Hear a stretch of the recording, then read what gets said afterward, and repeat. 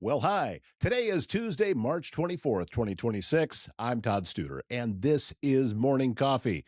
Springtime in Iowa. Yeah, it's going to be whatever it decides it wants to be for the day. We're going to see 80s on Wednesday. By Saturday morning, it'll be back below freezing again, back and forth. I've heard people make the joke about, hey, your weather's out drunk in my yard, come pick it up, and that kind of thing.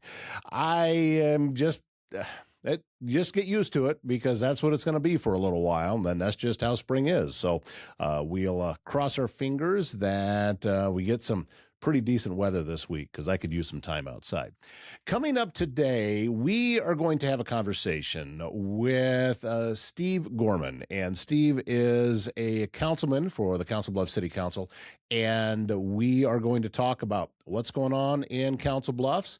And we're also going to talk about some mental health issues that both of us are very passionate about. And this is an important conversation, and for a lot of reasons. So I hope that you'll watch with me.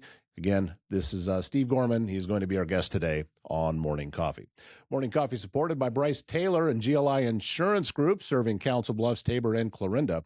March in Iowa, as I was saying, it's that in-between season. It's not quite winter, not quite spring, and a good time to take 5 minutes and make sure your home, vehicles, and anything you're pulling out for warmer weather are properly covered. Bryce and the GLI team live and work right here in our communities and are always happy to help you head into spring with confidence. GLI Insurance Group, local service all seasons. Service Master Restore by Schmader knows how hard it is to get back to normal when you've suffered serious property damage due to flooding, fire, or smoke, which can oftentimes lead to mold and leaves you with all sorts of questions. How do you get your home or business back to normal? You call Cindy Schmader with Service Master Restore by Schmader. Let her take a look. She'll get you a quote, and you can start to get some normalcy back in your life. Give Cindy a call, 402-339-9911. This is Steve Gorman, and he is Council Bluffs City Councilman, and he's made his way over to the studios on Willow. And we're grateful for your time, grateful for your willingness to sit in that chair and do what's right for the city. And we want to talk a little bit about what's going on. Sure. And you're now a couple of months into a new administration. 81 and a half days. And, with a new mayor, Jill Shudak, and I'm starting to see her out and about. Saw her at the rodeo. Yes. On Friday night, I was there. I think she was planning on going both nights. Yeah. And so that's good. How's things been because you were served your first term under Matt Walsh, and now with Jill Shudak. Is it a big difference? Is it from the outside, I don't really know what's going on. Yes and no. That's the best way to answer that. There is change, and you can tell that there's a different direction and different ways of working through her leadership and the council. There's more information coming to us, which is good. At times, she's pretty diligent about trying to get information to the council.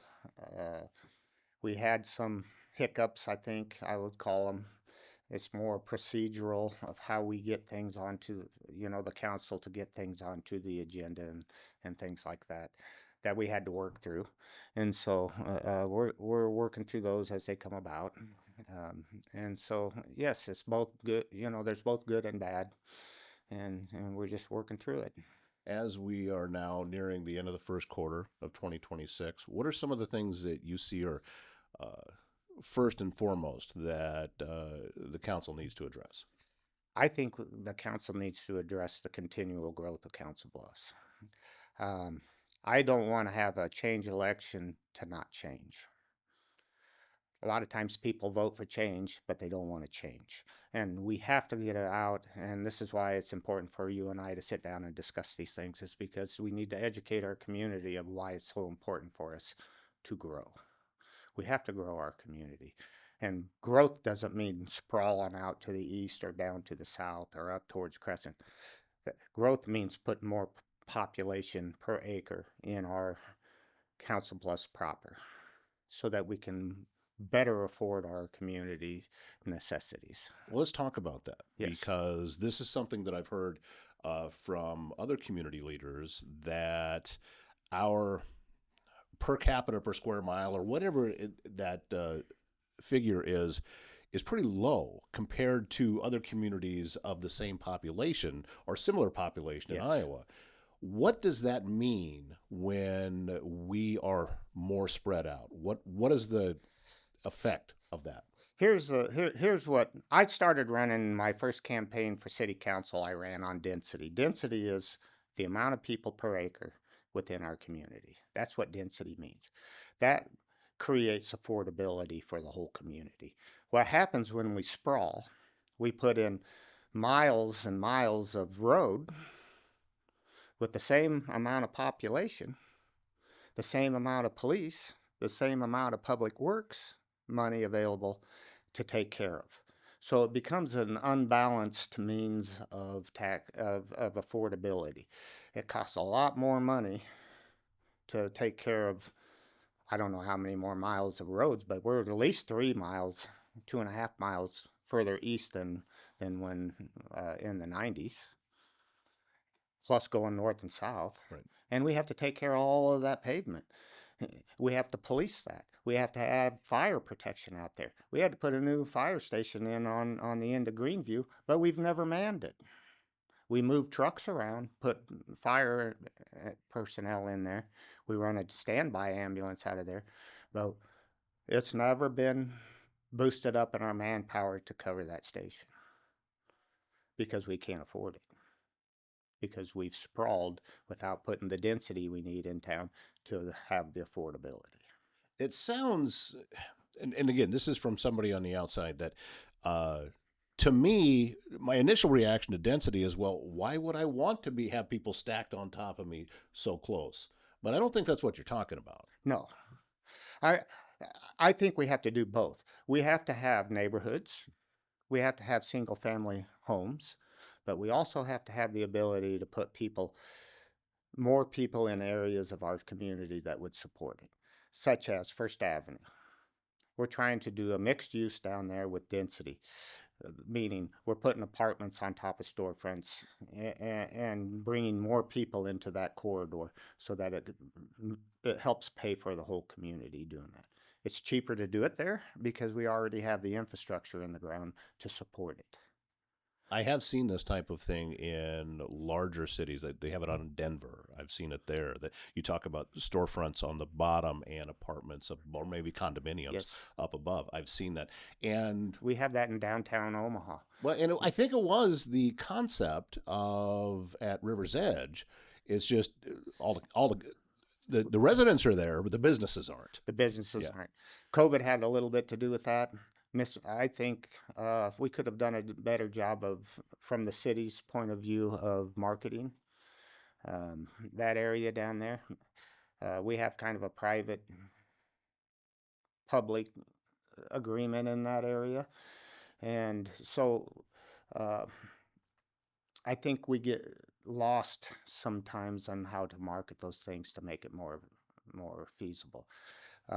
The apartments. I'm sorry, I got. No, you're fine. Listen, my phone's been blowing up today. I'm gonna shut this off real quick. If we had to shut down a conversation every time somebody's phone went off, I don't think I'd have a show. This would be a $50 fine in a union meeting. Oh, that's awesome. And it should be. I apologize. That was absolutely wrong. And so, where were we again? Oh, we were talking about River's Edge, and you were talking about COVID. And COVID changed how business does business, and it's changed our Class A ability, for Class A office fronts and things like that. That has changed. It's slowly coming back. People's habits were drastically changed, and it's hard to get them back into their old lifestyles again. And others took new lifestyles. They found out they could work from home. They could stay home with their kids. They could have a better family life. Right now, I think, and it's a view of my own. This is a personal view. I think Americans are toiling. What I mean by toiling, they're working nonstop just to make a living and have a better life for their kids, making very little progress. I could see the point to that. Yes, and so they're toiling. They're just and it's hard to be publicly engaged It's hard to be part of your school district because it takes nonstop work just to give your child a better living or a standard of living that you had. And that's not right in America. I want Council Bluffs to be a place where families move here because they don't have to toil. There's going to be jobs, there's going to be affordable housing, and some things we can't control, but there's other things that we can, and that is put in the housing that we need. Right now, I know that Omaha needs 30,000 single-family homes built just to meet their needs. 30,000 single-family homes just to meet their needs. Well, they have trouble with power over there. Some of these houses and these developments are waiting 5 years for power. We don't have that problem in Council Bluffs. We have power. We have availability of land. And we have the ability to use 1.5 million people next to us to make Council Bluffs Council Bluffs. We don't have to be Omaha, but we need to leverage what's happening with the population on that side of the river and maximize ours. You talked about we have the land. Do you see this as property that's already inside of the city limits that can be used, Yes. or is this It's outside? it's all. Let me put it that way. Okay. We do not have enough inside property infill to meet the needs of what we need. Do we have to use it? Yes. And we have to maximize every single part. Every single piece that we have as infill, we have to maximize its taxability in order to afford our town. We just had a STEM school looking, our public schools, which are great. I love our Council Bluffs schools. Looking at a STEM school. I support the STEM school 100%. Where they wanted to put it, I couldn't justify it on an infill development concept that we've taken on as leadership in our community. We have to maximize that piece of property. That's one of the most valuable pieces of properties in our community. And if we would put a STEM school on there, there's 100 years of tax-free. That's not maximizing our infill properties to their best use. And that's what we have to do as leaders.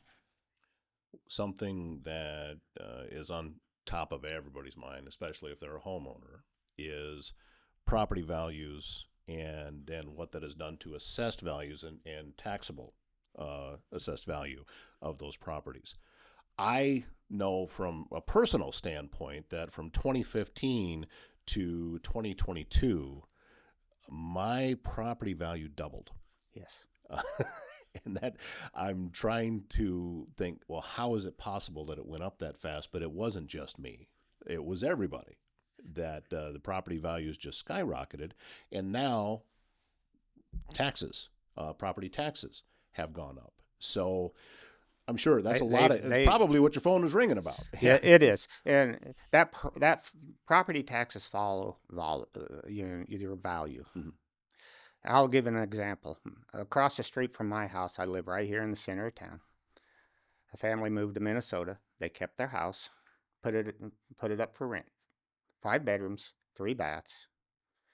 I called to see what the rent was about, just because I was curious. Mm-hmm. Needed $2,200 security and $2,200 a month rent. Rented in 3 days. That's what we're facing. Yeah. And so when we do not have the volume of homes that we need in our community, it drives up the prices of the homes, which drives up the valuations, which drives up the taxation. This is where we get back into density. Even if they're renting an apartment, they're paying into the pie to help keep the cost of our community down, which the only control as city councilman and the mayor has is our levy. That's what we control. The rest comes from the state. We have a 1 cent sales tax that we can use for roads. We use it for roads and some development. And then also our gas tax. Well, our gas tax, we all pay it when we fill our cars, goes to Des Moines, and it comes back to our community by population.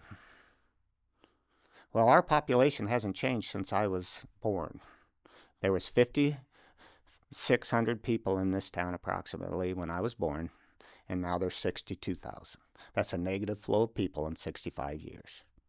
Yeah, definitely. And we've spread out our roads, and we're getting the same amount of percentage of gas tax back that we were having in the 60s.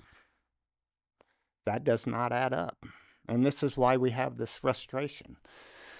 Property taxes is driven by our state legislature, and they're working on it. And they're going to lower our property taxes, most likely this year, and the valuations. The valuations are determined by Pottawatomie County and the assessors. They go by market and several other different things, however they do that formula. And then we live with that income, and we put it to our levy. Our levy is what it costs to run our city. Now they're going to cap our cities, our growth. They're going to roll back our levies, and we still have the same amount of population and the same firemen and police number counts, more roads to cover. It's very tough. And my solution, which I've been saying for a number of years now, is more density into our community. So our sales tax, we're bringing in more people spending money in our community. We have more money off of these mini rises in the West End paying into the pot as a whole, and then our single family homes will have that relief that they're looking for on a long-term basis. So with the density, are you referring then to multifamily? Yes, I would like to see more. Complexes? I'd like to see 50 mini rises in the West End. I want 1,000 people to move into our community for the next 25 years, every year. 1,000 people every year for the next 25 years. That's my goal. And when I got on council, there was very little development going on as far as apartments and multi-family. And within the 4 years I was on that first year, we put almost 3,000 living spaces in there. Well, that's 1,000 people a year, nearly. That's meeting those goals, because they will move in there because Omaha can't house them. Do you think we have the infrastructure right now to handle that kind of growth? Yes, especially in the West End. It's much more expensive to take the infrastructure out to the empty lots and empty surrounding areas of our community to the east and to the south. But we have infrastructure in the downtown of our community that's already there. We have a grid system, a water grid system. We have a sewer system. Does it need improved? Probably. But that's how you do it. You have the developers improve it as they're coming into town to develop. And then we all benefit from it. The developer benefits, we benefit, and the community gets more population, which helps us to afford our community. There's sounds like a lot of construction. Oh, it does. Sounds like a lot of businesses and in the trades Yes. that we need to have. Well, I know right now that it's 65 years worth of construction that we haven't done. Because we haven't seen the growth. Right. My whole life. My kids moved away. They're never coming back here. Never will. I don't want that for young families in this community. I'm not going to benefit from this personally. I will not benefit from it. But the kids that haven't been born yet in this town will. That's what I'm looking at. I want this community to be the community that it needs to be.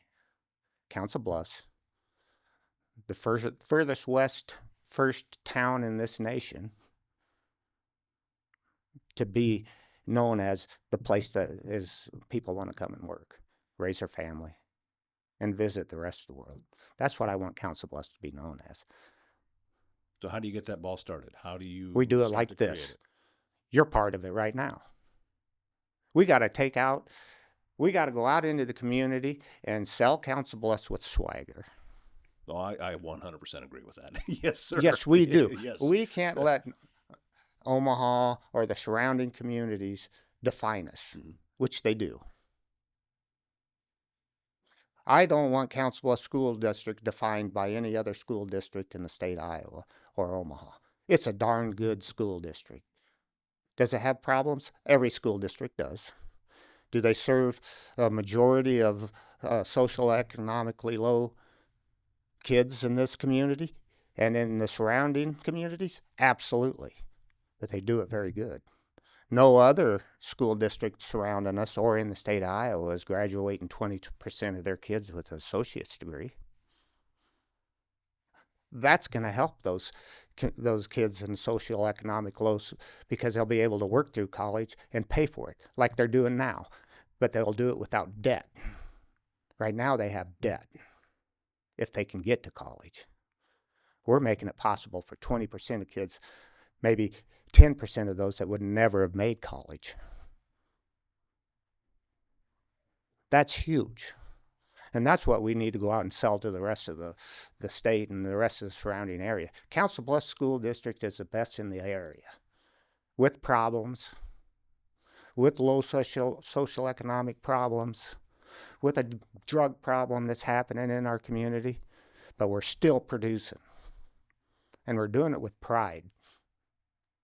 Where do you think the opposite side of that came from? Because I've been saying this for a while that, anytime I don't even say the nickname anymore. I don't even say it because it irritates me to no end. And my response always is, come on over. Yes. Have a cup of coffee. Absolutely. I'll take you on a drive and we'll take a look. Yes. And you can see firsthand what it is you're talking about. You can see just from the outside of the quality of the schools, you can see that. Yes. You can see our city park system is tremendous. Yes. And when I did the park series last year and I went around and highlighted about 8 different parks, that night that I went out and took pictures and video, every single one of those parks had families in it, and some of them were crowded because there was a little, it looked like about a 5-year-old girls' t-ball game going on. Yes. And we have that in this community, but we don't talk about it. We don't sell. We don't, and that's what's wrong. We have very good school districts around us, and I'm not taking away from them. They're very good. And they're pulling students out of here because we're not standing up for ourselves. It's in Omaha's best interest to market against us. That's a marketing tool, giving us a nickname, a condescending little slap in the face nickname. And I won't say it either because it's ridiculous. But we're letting them define us. We're letting the school districts around us define our school district. We need to sell it. My kids went through the Council Bluffs school districts. My wife taught in them for 33 years. I know what's here, and I'm realistic about it. We have problems. Yes, it's a big district. But we're also producing. Mm-hmm. And so let's not throw the baby out with the bathwater. Let's go to work, support our schools the best we possibly can, sell it for what it is. Nobody else in the state of Iowa is doing what we're doing here in Council Bluffs with Iowa Western, and make this the district that it should be, that it was when I went through it. I'm encouraged by the energy behind what it is that you're saying, because again, I believe in what you're talking about there.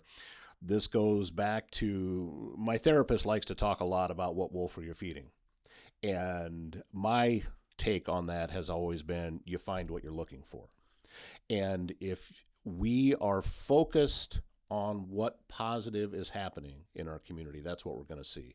If we're focused on the negative, that's what we're going to see. Yes. There are social media pages out there that they're just designed to highlight all of the negativity, and I stay away from those things because I have no desire to give that a brighter spotlight than it needs. Exactly. Because listen, I can get putting a spotlight on something negative in order to try to make an improvement.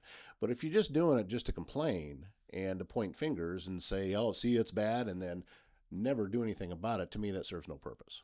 Well, my grandfather said, if you're pointing a finger, expect 100 fingers to be pointed back at you. And so I took that to heart. I have tough conversations. I believe in tough conversations. You cannot go through the world with blinders on. And that's why I say Council Bluffs School District does have problems. We have a social problem in our community of a drug problem. And everybody has known it for a long time. Well, let's talk about it. There's things we can do differently. We can educate ourselves around this mental illness. Drug addiction is a mental illness. They try to separate it out and they make these dual diagnoses. Something drove them to try drugs to begin with. So there's something there. And once they get those drugs into their system, it takes them over. They'll choose those drugs over life. But we can have these tough conversations. You know, when I came out, I'll to be honest with you, when I came out of high school in 81, I was in trouble with alcohol and drugs. I was seriously in trouble. Not in the law, but in my life. I had no direction.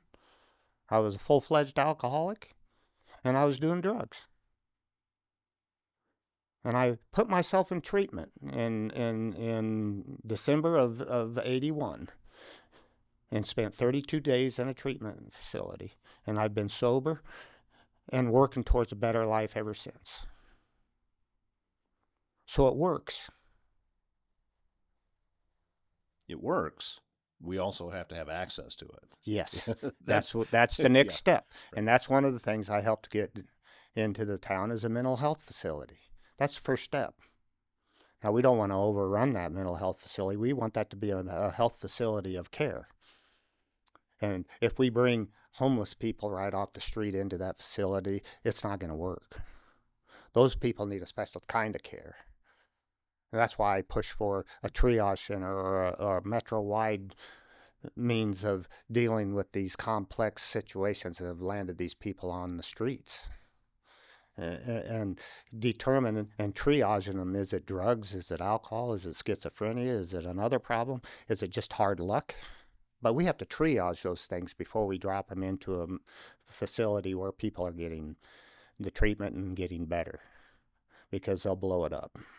Well, you're starting to talk about things, obviously, that I'm very passionate about. And people that know me know I'm on the board with NAMI, Southwest Iowa. Mental health is the passion with me. I support a lot of nonprofits and a lot of organizations, but when it comes to the mental health side of it, that's where my passion is. And all across the state, including here in Council Bluffs, we have seen a reduction of facilities. We've seen fewer and fewer beds available. Yes. And again, from somebody on the outside, and I get the overview. I don't get down deep into the fine details, but it just seems that this has a lot to do with mental health isn't profitable. Treating people that have mental health issues is it's a different kind of kind of thing, and you don't get the return on the investment. Is one life a return on that investment? 100%. You and I feel that way. Yeah.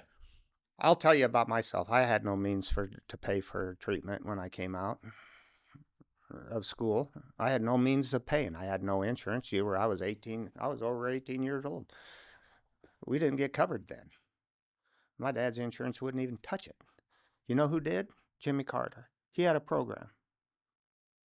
And he paid for my treatment because he saw the worth of investing in a young person's life. This would have been just after he left the presidency. So yes, but it was still his policy. And he paid for my treatment 100%. And I've tried to pay that back the rest of my life. That's what it meant to me. Well, this is... and that's why it's so important. Right. I had a daughter, and I shouldn't probably say this out loud, but she struggles with mental illness. To get her through high school took 5 states because there's no facilities here to help her. I had to move her into other states to try and get her help. I went through an IBEW electrician's pension to pay for her illness, and I'm still paying. At that time, they didn't even cover it fully, mental illness. They paid 40%. Yeah, the hard part is that there's no blood test that No. you could take to be able to quantify and say, okay, well, we can see specifically what your issue is, and we know based off of the readings of your blood test that this will counter, like you can do with diabetes or something like Yes. that. But that doesn't exist. Exactly. And it's a really, really complex and difficult issue, but that doesn't mean that we shouldn't be trying to do something about it, because ignoring it that's chaos. Absolutely. And that starts to create all kinds of problems. Absolutely. And the other thing about ignoring it, or you have to take care of yourself. Mental illness is contagious. I mean, we can say, "Oh, my daughter has a mental illness," but if I don't take care of myself and my wife doesn't take care of herself, we can't help our daughter. And if we live with our daughter, we get sick. So that's the first red line we had to put up, is we cannot live with our daughter because we can't afford to be sick. It is contagious. You will become mentally and physically sick if you do not address the mental illness that's happening around you and take care of you. That's the way I see it. And we could have a whole 2-day conversation over this, and I know this, but it's so important because I rode 30 years on the back of a fire truck, 30 years out there, and been in the homes with this mental illness and these drug addictions. I've been on the overdoses. I've been on the domestic abuse calls. The whole gamut around the mental illness and the drugs and the whole thing. I've seen it all, and I've seen it personally. And so to have this conversation is good. I mean, it's very good for our community, to be honest. We have some troubles, and we have to take care of the families that are struggling in this. Not bastardize them or make them a lesser group of people, a caste system per se, but to lift them up. Be that understanding ear that just needs somebody to vent to. When I was on the back of that truck, a lot of the problems that we ran into with a mental ill person, I would just sit down and listen to them. They wanted to tell me what was going on, but they couldn't get it out. And having the patience and to let the scene quiet down and listen Yep. would calm the whole scene down, and then we would be able to get to an end. They made a little poke at me sometimes at the fire station. I was the whisperer or whatever. But the real matter is I understood it, and I knew that if I would just listen and quietly listen and not try to interrupt, that they would calm down, and then the whole scene would calm.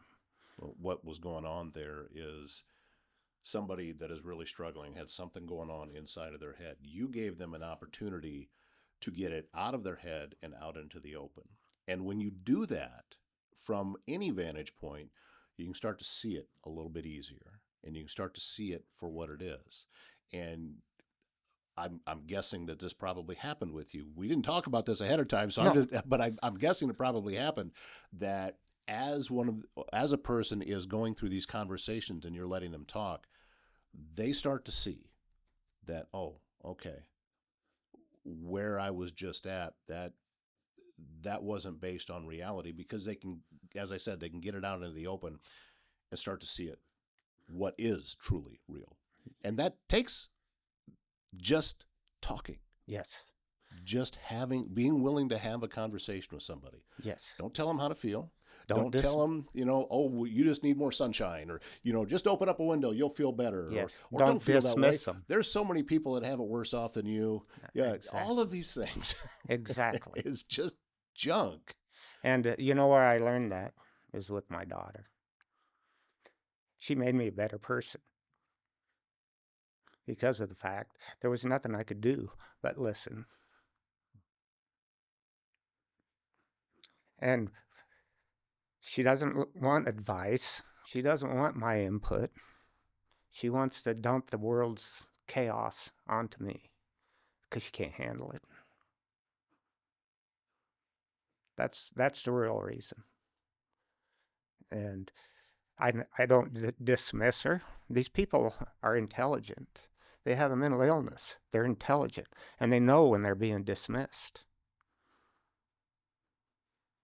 or they're looked down on because, oh, here's another problem. Oh, they just buck up and deal with it. It's not about bucking up. This is consuming them. I once had an opportunity to meet a young man that he dealt with schizophrenia at varying levels depending on the day, and I had an opportunity to let him know how much I respected him, and I told him, I said, "You are one of the strongest people I know," and he looked at me like I was, just speaking Latin or something. I said, "What are you talking about?" And I said, "Because the amount of energy and drive that you have to put into even getting up in the morning, but yet you're still sitting right here talking to me." Exactly. Is that if for some of these people, if they weren't dealing with what it is that they're dealing with, they would be CEOs and running large corporations or nonprofits or whatever, but it's sucking so much energy out of them and so much of the It consumes them. So you're 100% right. These are not weak people. They're very intelligent, and I was blessed to get the daughter that needed me. That's the way I put it, and I have patience. I research. I try to understand what she's going through. And I've said to my wife so many times, she's been a teacher 33 years, She taught in the public schools. And I was a kid that struggled in school. I mean, I was not the best student in the world in the ornery, but I said, we celebrate the kids that are the whatever, the president or the get through school very easily, and they're so smart, and I celebrate those individuals also. I'm amazed at their ability to learn and retain information. But we forget about the kid that it took 5 states, Boys Town, just to get a standard, barely graduating diploma. Now, who had the harder time achieving? We should celebrate that.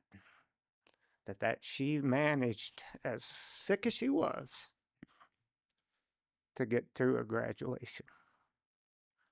I think that needs to be celebrated.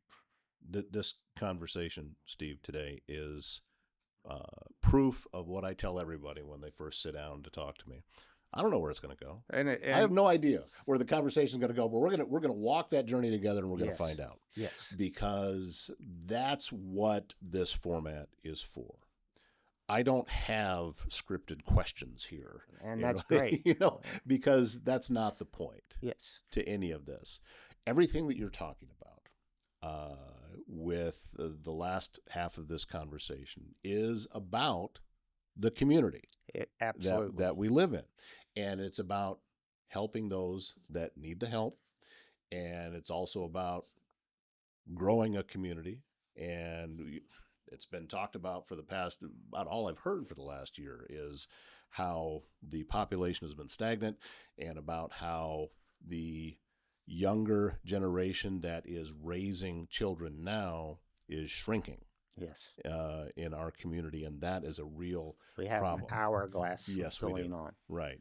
Yeah. And that is a indicator of a future heading in a direction we really don't want to go. Exactly. Because, unless we can grow that population, if we can't get people back that have left, then we have to keep the ones that are coming up now and encourage people to come in from the outside. Well, we have to have things here for them to want to be here. And in order to do that, we have to have tough conversations. We have to look at our community realistically. And everybody knows that we have had a drug problem in this community for a number of years. And we kind of just don't want to talk about that. That's uncomfortable. But we have to have these uncomfortable conversations, and we have to address it. Not just have the conversation, but to address it. This has to be a metro-wide conversation. It can't just be Council Bluffs, because we'll pass people back and forth. We have to do something as a whole metro. Yeah, these are the unique challenges And that we that's have. the tough challenge right there. Yeah, because what happens in Omaha ultimately is decided in Lincoln. What happens in Council Bluffs is decided in Des Moines, and it's two completely different sets of rules. Yes, but also at the same time, we're a local control government. We have home rule, and we can comply with the Iowa laws, and we can work with Omaha and their leadership to come up with the means of how we're going to deal with these social issues as a community, as a metro-wide problem, so that we're dealing with them in a like manner, so that we're not passing people back and forth. And then as we triage them, or we find out these individuals' needs, we can better place them in facilities or nonprofits around supporting social services that will benefit that person more directly and meet their needs. For example, my daughter, with her diagnosis, does not do well in large or noisy places or in apartments. When they placed her, they'd place her in a group home or in a apartment complex. Well, then the noise would trigger her, and she'd get in trouble. She'd get arrested. She'd end up in jail, or worse, just go out on the street. But if we were triaging these individuals and they knew that about her, they would have a better, more quiet place, so she wouldn't be triggered. That's for start. And then have a better, successful path with wraparound services for her to maintain and be. Right now, my wife and I are doing it. That's going to end someday, because we're not going to live forever. And that's our worry. But if we can have these tough conversations and start to broaden this out, because I don't have the answer, but collectively, in this million-plus population community that we live in, metro-wide, we'll come up with answers that will work. But we have to have the conversation first, and we have to start moving people in those directions and connecting the people that are doing this work every day. There's people out there doing this work every single solitary day that feel like it's fruitless, that they're toiling, and it's because we're not hearing them in leadership. We have to hear them. They're telling us, and the bodies are piling up. In 1 year, our overdoses in this country will fill a professional stadium every year. They're telling us. We're just not listening. And we're not making the tough decisions or the unpopular decision, which I can be unpopular. That's okay. Yell at me. But I represent 60,000 people, and that includes the people that live along the edge of the river. They're residents of our community. Do I agree with the way they live? No. But I still represent them. And I do it to the best of my ability. I try to help people understand that for whatever reason they're there. We have the HOP program, which is going out and meeting these people where they're at and trying to make a better life for them. It's not against the law to be mentally ill and broke and living on the streets. That's a symptom of a society that's not working. Well, Steve, we have probably days of conversation. Yes, and I want to have these. Yes, but I'm grateful for your willingness to sit down and willingness to talk, and to not talk like a politician. Well, so I want you to know I live this, and I'm not one bit ashamed of my daughter's mental illness. I love her. Some days that's all I get to do. But What's wrong with that? Not a thing. Absolutely. There's nothing wrong with that at all. And as I said, I'm grateful for your time coming in. And I look forward to continuing to talk about these things. We'll find plenty of topics to talk about. Yes. Today's evolved. But that's going to happen. Yes. You know, we may one day end up talking about the Iowa, the ups and downs. The Iowa-Nebraska ball game coming up. Yes. Game. Yeah, definitely. And that's what I want to talk about. But sometimes we need to talk about the others. Right. And someday we won't have to because we'll address it. Well, that's going to be the day that is going to be a blessing. Yeah, for this whole community. I'm looking forward to that day when we no longer have to have the conversation. Absolutely. Yeah. Thank you so much. I appreciate you, sir. Thank you. Oh, I appreciate you. You're doing a service to this community that we so desperately need. Well, that's a high compliment, and I take it humbly. So thank you for that. I mean it full-fledged, so thank you. S&B Country Kennel, the top spot in Southwest Iowa when you need to know your dog, will receive only the best. Boarding, daycare, grooming, self-washing, training, and even a membership available to a dog park over an acre in size. S&B Country Kennel also has rescue dogs, so check with them about adoption possibilities. sbcountrykennel.com is the website, and they are located just west of I-29 on Bungie Avenue, south of Council Bluffs. And Morning Coffee, brought to you by Keith Jones, your Edward Jones financial advisor in Council Bluffs. Learn how he can help you reach your financial goals. Visit edwardjones.com for more. Edward Jones, member SIPC. Thanks again, Steve Gorman, for joining us today. We'll have Steve back on again sometime soon, I am sure. My name is Todd Studer, and we will see you back here tomorrow morning